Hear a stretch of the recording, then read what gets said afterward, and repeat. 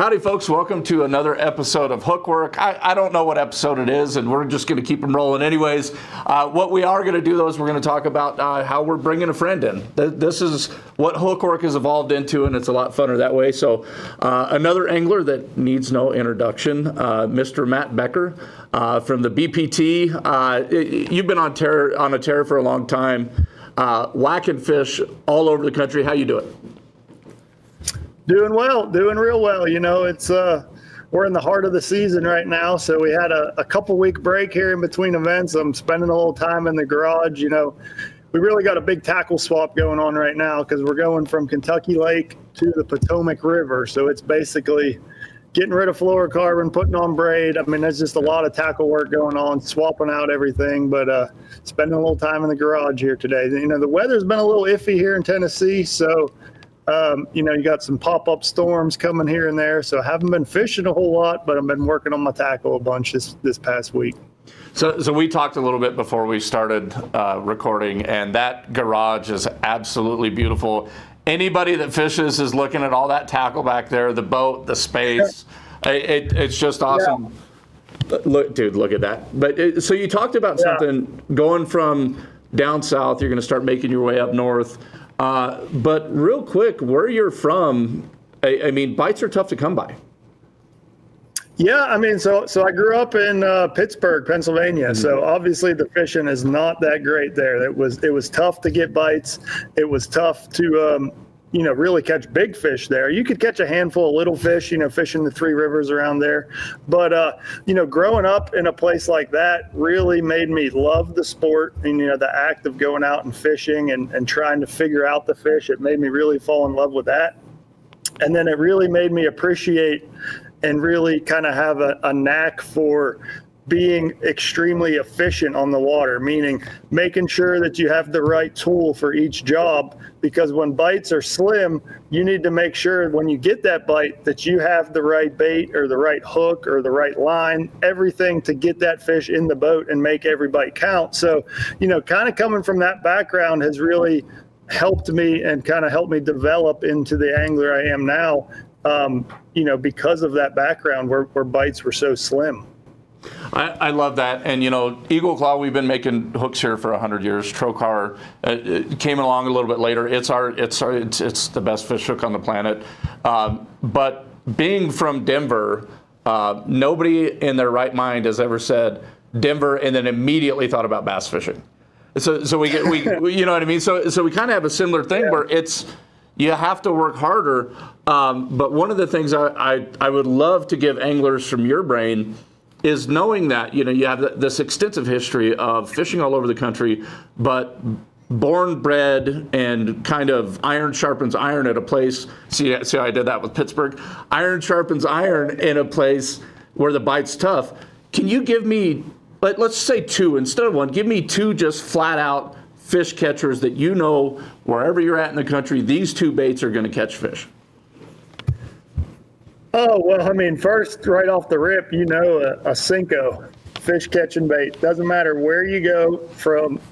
Literally, you could go to any state in the country. I guess there's no bass in Alaska. So 49 of the 50 states, you could go catch bass on a Cinco. I promise you that. So that's something that I've always kept rigged up no matter where I go. And, you know, you may vary the size. If you're fishing for smaller fish, you could throw the 3-inch Cinco or the 4-inch Cinco. You know, if you get down south targeting bigger fish, you could throw the 5, 6, or 7-inch Cinco. You know, there's a variation of it to catch a bass no matter where you are and what the forage is. So that's why a Cinco is such a versatile bait and something that you know, I keep rigged up every single place I go. And then after that, you know, kind of sticking on the same train of thought with a finesse approach is going to be some sort of, you know, shaky head worm or Ned rig. You know, I kind of categorize both of those into the same sort of category. You know, you're looking for a small finesse worm that's going to stand up on the bottom. So whether it's a small little Ned rig, that's like one extreme, or, you know, you can go into more of your shaky head worm, Nico worm, things like that. You know, pretty much between those two baits, a Cinco and a finesse worm, you can catch a bass no matter where you go. And really, it just comes down to bass love eating plastic worms. It's as simple as that. Well, that's awesome. And it kind of goes to the Keith Jones book, Knowing Bass, how bass actually prefer attacking forage that doesn't have appendages. If they could see it, there's other things that come into play. And if you think about it, if our dinner was contingent on beating somebody up, I'm going to beat up the dude with no arms before I'm going to attack the guy that's got giant arms. So it definitely, it's money in the bank. Now, let's go back to the Senko, because I think that a lot of folks, we know they catch fish, but you almost fish them at times begrudgingly. It's like, I want to catch them on a jig. I want to catch them on that. I'm finally at an age where it's like, dude, I'm not going to start with something that's not as efficient as a Senko. It catches fish, like you said, anywhere and everywhere. But going to the efficiency setup, give me your ideal setup. Let's talk, rod, reel, line, weight, if applicable, and of course, hook. Yeah. So really, a Senko is such a versatile bait. You can't really rig it a wrong way. But I would say there's three main ways that I would throw a Senko. First up would be a Texas rig. That's more when you're flipping it into sparse cover. You're going to have a light bullet weight pegged on there. And when I do that, I'm typically going with the flipping hook. I'm going with the TK 130 flipping hook. Typically, I like a 3/0 or a 4/0 size for that 5-6 inch Senko range, and that's basically just a kind of a finesse flipping approach with that. But the probably the more popular ways that you see a Senko fished is going to be either the wacky style or just weightless Texas rigged. Yeah.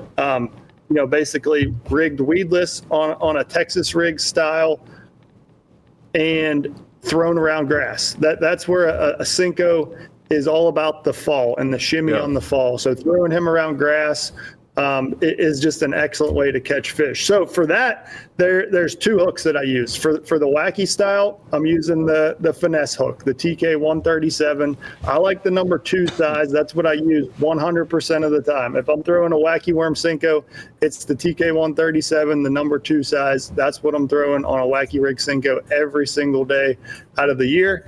Now, the Texas rig Senko, that's a totally different approach. And I've actually, just had a decent finish on the Bass Pro Tour throwing this, where there was actually a few guys around me throwing a wacky worm Senko, and I wanted to throw a different approach. And rigging it Texas style, weightless Texas style, gives that Senko a different look and a different action as it falls. And when you twitch that bait, it almost darts side to side, and rather than just kind of pulled through the middle like the wacky worm. So it gives it a different look, and it actually sinks a little bit faster because you're throwing a bigger hook on it. So for that rigging option, I like the round bend style hook. So it's the TK 105, the Pro V round bend, and I throw that in a 3/0 size for your 4 and 5 inch Senkos, and that's it. Those are the hooks that I'm throwing for that. As far as line, it varies all over the place. I would say if I'm throwing it on a spinning rod, wacky style, I'm going with a 20-pound braided line, 18-pound braided line, somewhere in there, to a 10-pound, 12-pound fluorocarbon leader. If I'm throwing it on a bait caster, weightless, I'm probably going to be in that 12 to 15-pound fluorocarbon range. Or if I'm flipping it around, I could go up to 20 or 25-pound lines. So it's just something that you can use a variety of equipment, a variety of techniques, but it's just a bait that is going to catch bass no matter where you go. I love that. And anytime that we could talk multiple hooks, obviously as a hook man, I get geeked up. But the three that you just shared are, that's funny. I almost said something. My son's 19 years old, so I almost said they're gas. But I'm going to stop myself from that. But they're awesome. You know what I mean? So the TK 105 is anybody that's watching this, if you use, and the TK 100 is a great hook. I'm not saying it's not a great hook, but if you go over to the TK 105, you're not dumping fish. It's just that it's the same thing. They get stuck in that V. It's a done deal. The 130 finesse flipping. That's something that I feel very guilty because every time we do this, I learn and I add to my own arsenal. I just wish that the guys I fish tournaments against weren't watching this, but they do too. But it's something I'm going to add to mine now. You know what I mean? Because perfect for Colorado and a couple of different areas that we fish. And then, of course, the 137. Guys, if you're watching this and maybe you just got out from underneath a rock or something like that, like maybe you're new to bass fishing, which is not living under a rock, and you're starting to take it serious, the 137 you have to have. I mean, Matt, that you have to have it. If you're fishing a wacky rig or a Nico rig and you're not fishing the TK 137, that you're not as efficient as you could and should be. You're not catching as many fish as you could and should be. Let's go to colors on a Senko. Now, I remember back in the day, the color numbers, it was something crazy. It was like 900. How many colors do you take with you? Let me rephrase. How many colors does an angler need? A serious tournament angler, how many colors do they need? Let's be real. You don't need more than 10 colors, that's for sure. Yeah. 10 probably the limit. And you know, the bait manufacturers aren't going to like us saying this, you know, because they make all these colors to sell more baits. But in reality, the color means more to the angler than it does to the fish. The fish, you know, very rare situations does the color extremely matter like that, where they'll only bite one specific color. You know, they may bite different shades, and that's something that I'm big on is I like to have a couple variations of a watermelon, a couple variations of a green pumpkin, you know, and then you get into your darker colors like a purple, a June bug color, and a black and blue. So I got a few variations of really those 4 shades. And that's what the bulk of my Senko collection looks like. Now, let's be real. I got a wall full of Senkos right over there. I got all different colors. I've tried them all.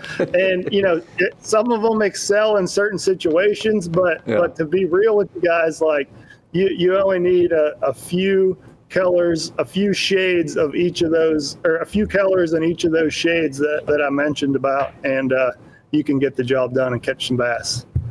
That's perfect.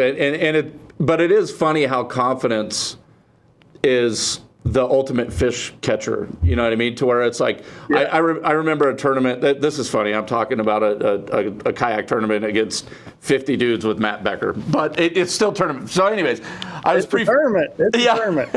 I was pre-fishing for a tournament, and I got on a bite that was hula grub. It was hula grubs, and it was green pumpkin black flake.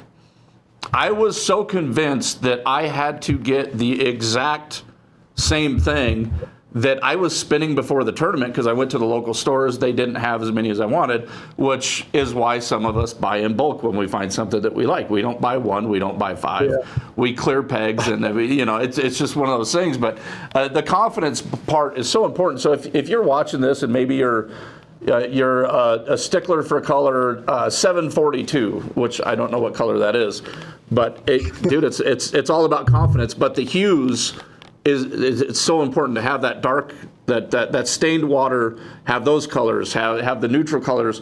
What about clear water colors? Like, what do you go to when the water is super clear? I know green pumpkin goes either way, but is there any transparent colors that you lean on a little bit?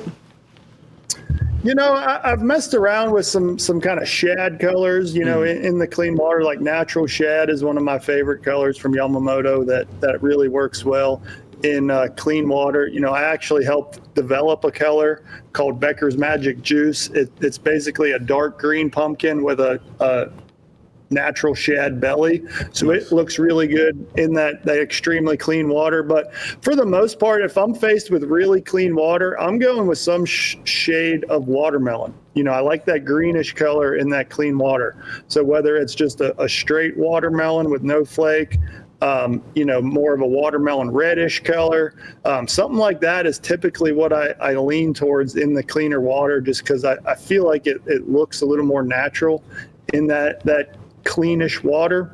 Yeah. But basically, I mean, I'm kind of basing that off of, you know, the times that I've done well throwing a Senko in extremely clean water at like Lake Champlain. I've always leaned on a watermelonish shade. and it's just something that I've kind of rolled with. That's awesome. So a lot of juice right off the bat, and from the hook standpoint, Matt gave us an OG that's been proven for a very long time, and then two I would call newer hooks that we're very fortunate here where we take the pro staff orders and we make sure our guys have all the hooks they need when they need them, and the 137 and the 105. All it takes is getting one of those hooks in a pro's hand, and that's all they use from there on out. It's just a done deal. Yeah. So switching over a little bit, we talked about the Cinco, the Ned rig, and the shaky head. Another proven deal, and I'm not just jumping over that. I'm not doing that. It's going to seem like that. Maybe I am a little bit, but dude, as a drop shotter. Right, as a drop shotter. So you have those two things. If you just go get him, you're going to catch fish anywhere in the country. You got the Cinco and all the different variations. We gave you the hooks, and you also have the Ned rig and the shaky head. But now that we're going to be going up north here soon, all the different leagues are going to go up north. Let's talk about your drop shot setup, like the hooks that you use. Yeah. Give us the same thing. Give us some, as tournament anglers ourselves, give us some tips that we need to be better drop shotters. Well, I mean, if we're going to start right off the rip with hooks, there's two hooks that I use. I use the TK150 and the TK150 VP, which is the Pro V bend into a drop shot hook, and that is more of my nose hooking drop shot hook for basically it comes down to this. If I'm fishing for smallmouth with a nosed hook style bait, I'm using the TK150. If I'm fishing for largemouth or spotted bass, or if I'm throwing a worm style bait, like a robo worm or a finesse worm or something like that on my drop shot, I'm using a straight shank drop shot hook like the TK180. Typically, I'm going with smaller hooks for a drop shot. I like a smaller hook because it allows that bait to have more action. The bigger the hook, the more drag or resistance you're going to have on that worm or that minnow or whatever you have on your drop shot, and it's not going to have as much action and not look as natural to those fish. So if you're going for a finesse approach, you want to make sure you have a smaller hook. So for the TK150, I'm pretty much using the number 4 and the number 2 size in those. And then on the TK180s, I'm using the 1/0, the 2/0, and the 3/0 is about the biggest I'll go for a drop shot. And that's going to be on your big shaky or drop shot worms, like the 7-inch robo worm, something like that. If you're wanting a big presentation, that's when I'll go up to the 3/0. But 90% of the time, maybe even higher, I'm using the 2/0 size in the TK180. That's just like a perfect all-around size. It fits a 6-inch robo worm and all the variations of it, the 6-inch fat, even down to the 4.5-inch robo worm I use, certain times of the year. And, that hook actually doubles over if you're wanting to thread a minnow style bait onto your drop shot. That's kind of been popular here a little bit late. That guys like to thread, a fluke style bait onto their drop shot, and that hook doubles over as the perfect hook for that as well. So it's like the perfect drop shot hook. But between those two hooks, you're covered for what you want. So in the 180 is I think is the most underrated hook in bass fishing history. I'm a trocar man, you know what I mean? So. But a lot of juice there, keeping the drop shot hooks smaller to get the most action out of your baits. And one of the things is I do my best in hook work not to be the ShamWow guy. But when I say but, a ShamWow is coming. It's all about bite to hookup ratio. You coming from Pittsburgh and knowing that you see a tough tournament now, whether it's MLF or the Elite Series or whatever, and the guys are going, I might get 5 good bites today. Where you're from, it's, dude, 5 good bites is a good tournament. But the thing is I have to land 5 out of 5 all the time. I can't mess up, and that's one of the reasons why, you being a Trocar pro and trusting us is such a huge deal. And it's just one of those things. The drop shot hooks, the Trocar drop shot hooks. I'm going to hold back the ShamWowing. Matt, you didn't start fishing trocar drop shot hooks. You know what I mean? You fished other hooks before you got to trocar. Why trocar? What about the trocar to you? And obviously it's confidence, but what makes it to where it's like, dude, I know that I'm going to fish cleaner than the 5 guys next to me? Yeah, I mean, you touched on a lot there. Like we said, growing up where I did, I've always been a stickler for having the perfect hook, the perfect setup for whatever technique I'm throwing. And let's be real, I've tried every hook out there. I've tried, every brand, every model. I've tried them all just to play with them. And I pride myself in being, pretty dialed in on, what my equipment is doing underwater and how it's hooking fish, handling fish, stuff like that. So I'm not just saying this because you guys work for Eagle Claw. The Trocar TK150 is the best nose hook drop shot hook out there by far. It's not even close. It's a combination of the wire diameter. You want a hook that is still strong, but not too thick in diameter, because if you're throwing a drop shot, you're throwing light line. Okay, so you need a diameter hook that can penetrate that fish's mouth using that light line without putting too much pressure on it and breaking your line. So that's something that's extremely important to me. A thin diameter hook that's also extremely strong. And now another thing that really doesn't get talked about a whole lot, obviously the trocar point gets talked about a bunch. That's the sharpest point on the planet as far as piercing something. But what actually keeps the fish hooked is the barb. And if you pick up any brand drop shot hook off the shelf and look at them, a lot of the drop shot hooks have a very small barb on them. And what that does is basically allow that hook to come right back out of the fish's mouth if it doesn't have a big barb on it. So that's something that I pay very close attention to when choosing a hook, is looking at the barb size, because once that hook penetrates in that fish's mouth, the barb is actually what prevents it from just sliding back out and that fish throwing your hook. So the TK150 has a great barb on it. It's not too big, it's not too small, and it pegs those fish. And once you hook them, especially with the new model of the VP, that's something that I've played with for the last year and a half now. And I really, really like the Pro V bend built into that drop shot style hook. But that style hook, there's a lot that goes into it with the design of it, with the eye being a little bent, so it helps stand your bait up straight on the line and allow your knot to sit nice and neat in there, and then have that hook point perfectly horizontal to the bottom. So when you nose hook your bait, that hook point is facing up all the time. And there's just a lot of little nuances with that hook that definitely makes it the best one I've ever thrown. So I'm bobbleheading over here. I'm inventing a term. I'm bobbleheading because it's just money. Yep. And when it comes to the barb, it's anytime you talk to somebody like yourself that is so dialed in and so detail oriented, at some point we come to the barb. And anybody that's watching this, if you fish tournaments, if your goal is to be better this trip now than the last trip, one of the things that you need to start paying attention to for all your hook applications is the barb size. Mr. Becker hit the nail on the head, and I'm going to try to say this without messing it up. Big barbs bring big bass to the boat. It's that simple. You know what I mean? And the hook itself, it's not often, dude, to be honest with you, I can geek out over hooks because, sometimes people think it's just a fish hook. And to be honest with me, I hear that, I think Macho Man Randy Savage, 2 boots in the air right to the dome. It's not just a fish hook. It's the connecting point between you and your dreams. And our drop shot hooks, it's a symphony of attributes perfectly put together to allow the angler to focus on everything but the hook. It's like, I'm going to focus on getting bit, I'm going to reel down, I'm going to put the wood to him, and everything on the hook side is going to perform. I just got to make sure my drag is smooth and everything else.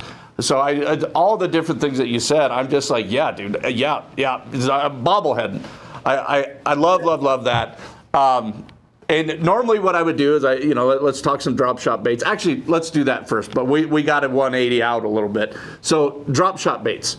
Just give me a couple colors that anglers, it's going to help them get that kicker. It's going to help them get 5, something that serious anglers need in their box. Yeah. I mean, I keep it pretty simple with my drop shot fishing. I throw robo worm. I throw a few different sizes of the robo worm. So I throw the 4.5, the 6-inch, and the 7-inch straight tail. And then I like the 6-inch fat straight tail as well. So there's 4 different models of robo worms that I throw, pretty standard. As far as colors, I mean, they got a wide selection of colors, but again, I keep it pretty simple. I like a couple shades of pink, a couple shades of purple, and then a couple natural colors like a green pumpkin or a watermelonish colors, and keep those really simple. So one of my favorites, we'll name drop a color, is called Aaron's Morning Dawn. It's developed by Aaron Martins. It's a purple, or I'm sorry, it's not a purple. It's a pink base worm that has a white belly, and it's just a bite getter. When I need to get a bite, I pick up that worm. That's my go-to. And then second choice would be Margarita Mutilator. That's a purplish worm, and that's one that you got to be throwing no matter where you go. So other than that, that's going to cover all of my my largemouth fishing, my brush pile fishing, stuff like that. If I'm going for a worm, it's picking up the robo worm. If I'm fishing for smallmouth up north on a northern fishery, I pretty much exclusively use the Yamamoto shad shaped worm. That's a bait that I can remember as a kid throwing and going through. I vividly remember buying like 10 different packages of just one package of 10 different drop shot baits on a trip to Lake Erie. And I took each package and I would, rig one up and throw it out there, rig up another one, throw it out. And then I finally got to the shad shaped worm and I threw it out there, and it could just be total coincidence, but I got a bite on like my first or second cast with the shad shaped worm, and it just kind of stuck from there. And I built that confidence in that bait. And it is a bait that I have won substantial amount of money on over the years. And it's a bait, if I'm drop shotting for smallmouth, that shad shaped worm is getting rigged up on the TK 150. So what's the go-to color of the shad shaped worm? There's some good ones. Natural shad's probably number one. Natural shad, green pumpkin candy is another good one. They don't call it green pumpkin candy. It's called green pumpkin with purple and green flake, but it's green pumpkin candy in my eyes. Yeah. And then obviously I helped develop a color that kind of combines both of those. The Becker's Magic Juice is a dark green pumpkin with a natural shad belly. So, you can't go wrong just combining 2 of the greatest colors of all time into one bait. So it kind of makes it pretty universal, but it's kind of the same deal with the Senkos. I keep a couple shades of a shad imitator, a perch imitator, a bluegill, just different shades of natural looking colors, and they seem to get the job done. Yeah, you see how humble he is. I tried to throw the alley-oop for his signature color out there, and he had it be third, but I could vouch for it. It's an amazing color, and the shad-shaped worm, it's one of those things. We're very fortunate that here at Eagle Claw, we watch you guys. We watch all of our pros. Like, we work Monday through Thursday in the office, and when the tournament starts on a Thursday, we're all glued to the screen watching. And watching you put in work on the TK 150 over the years has been very, very satisfying. And it's one of those things. Like, we root for our guys, and it's just very cool to see. And it just so much juice, top to bottom. One of the things that I want to say is an underlying theme of everything that you've talked about, Matt, is it's still confidence. You know what I mean? It's still confidence. You talk about the colors you have confidence in. You talk about the hooks that you have confidence in. Somebody like yourself, you spend so much time on the water that you're able to maximize presentations in a different way. You hit something on the 180 earlier where anglers are starting to use it with fluke style baits. We've got the Scamper rig that you collaborated on with Core Tackle, which last time I looked, it's sold out everywhere. Hopefully they re-upped and folks can get them. But you read the reviews, a lot of folks absolutely love them. But that started a little bit earlier on Lake Murray, where you took that TK 180 and you were thinking outside the box to maximize bite to hookup ratios. Can you go over how that happened? And then if I have you one right here. that's so can we talk about the original and then how you worked with Core to get the Scamper rig? You know, it's so neat. And I don't know if I'm supposed to be saying this, if I'm not supposed to be saying this. I'm an angler before I'm anything, dude. So when Core puts something out, I'm paying attention because they're ahead of the game. Yeah, no doubt. Yeah, so you kind of touched on it. This was a development that I kind of took and created a few years ago. Basically, it's the TK 180 in the 4/0 or 5/0 size, and I wrapped a little lead wire around the shank of the hook here just to add a little weight to it.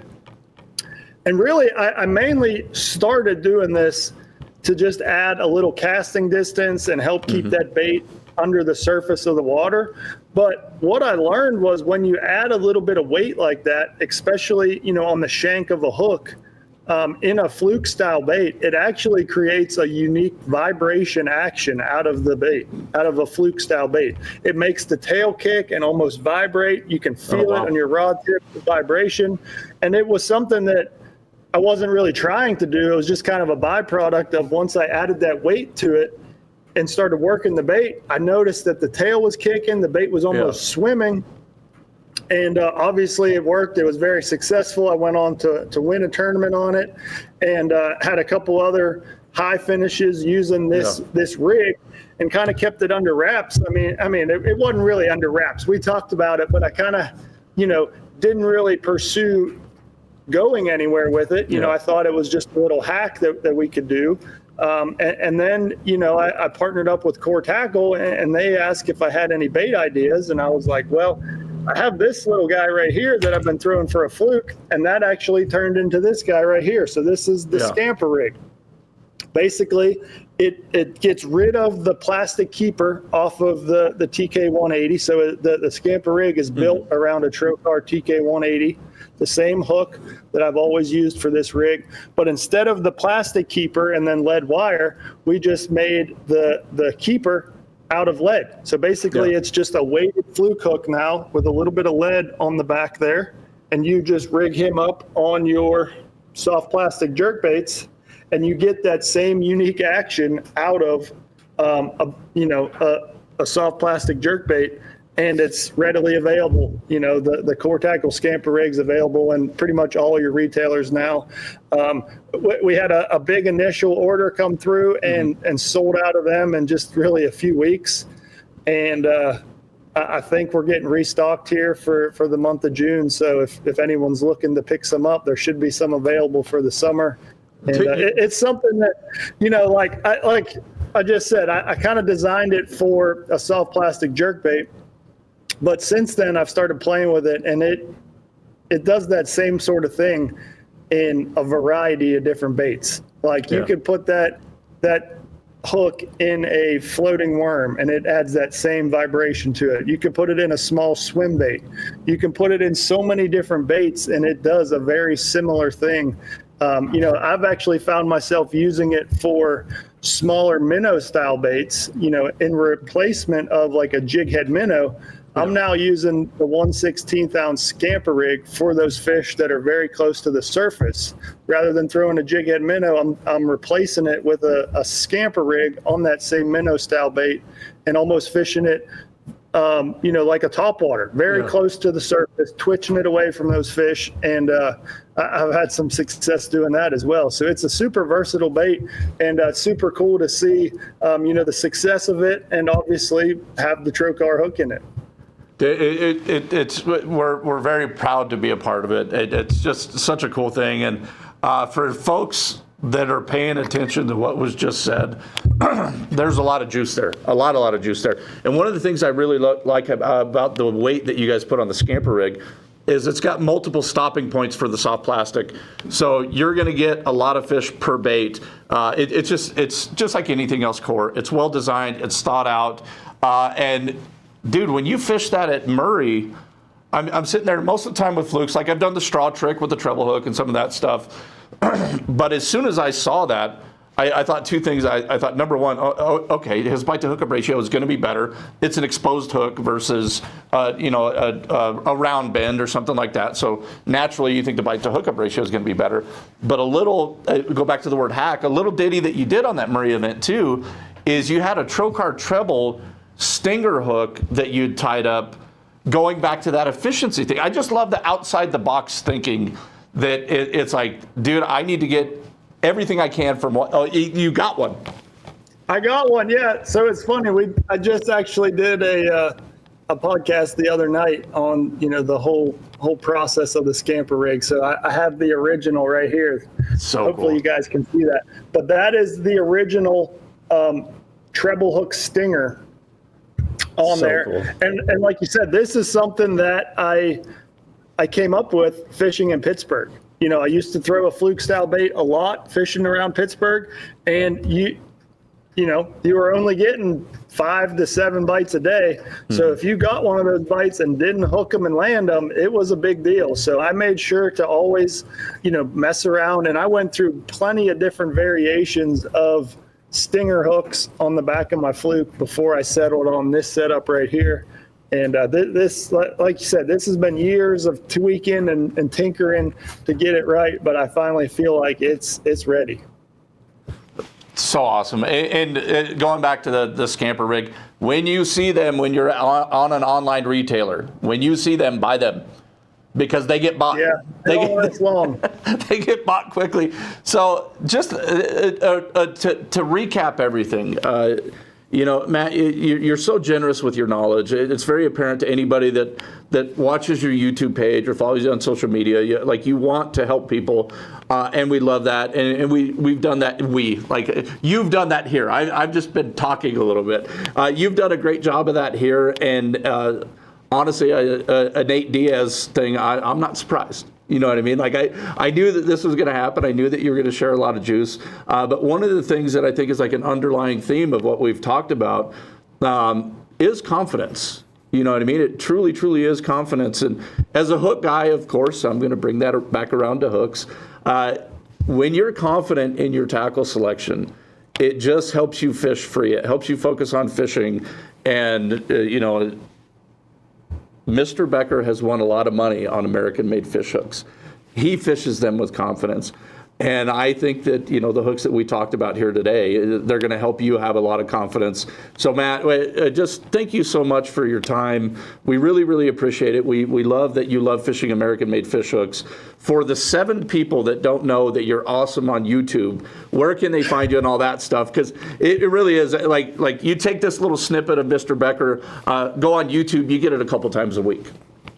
Yeah, I appreciate the shout out. We're posting 3 videos a week and have been for the last little while. So if you guys are looking for any sort of bass fishing content, we probably got it on the channel. And if it's not there, shoot me a message, shoot me a comment, something, and I'll put it on the video list. And we're constantly trying to grow that list and create more content to help you guys. I mean, that's really the goal of my YouTube channel, and really all of my social media is to help everyone catch more bass. I feel like I'm in a unique position where I can help people catch more fish, and it's not going to affect my career, or it's not going to make the fish harder for me to catch, in a tournament. So I really enjoy sharing that knowledge and helping other anglers, experience that same joy of getting out on the water and reeling in some bass, because at the end of the day, you take all of this away, you take, tournaments away, you take away YouTube, doesn't matter. We still love just going out and reeling in a fish. It doesn't even matter if it's a bass.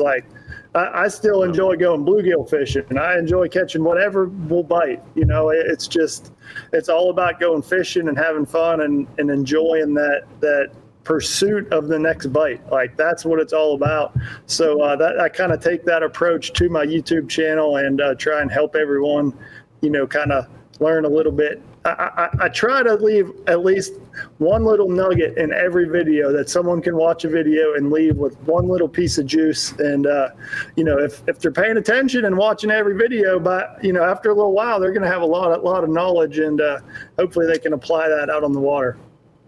Oh, buddy, it doesn't get better than that. That's a perfect way to end this, guys. Go check out Matt Becker's YouTube channel. You're going to learn a lot.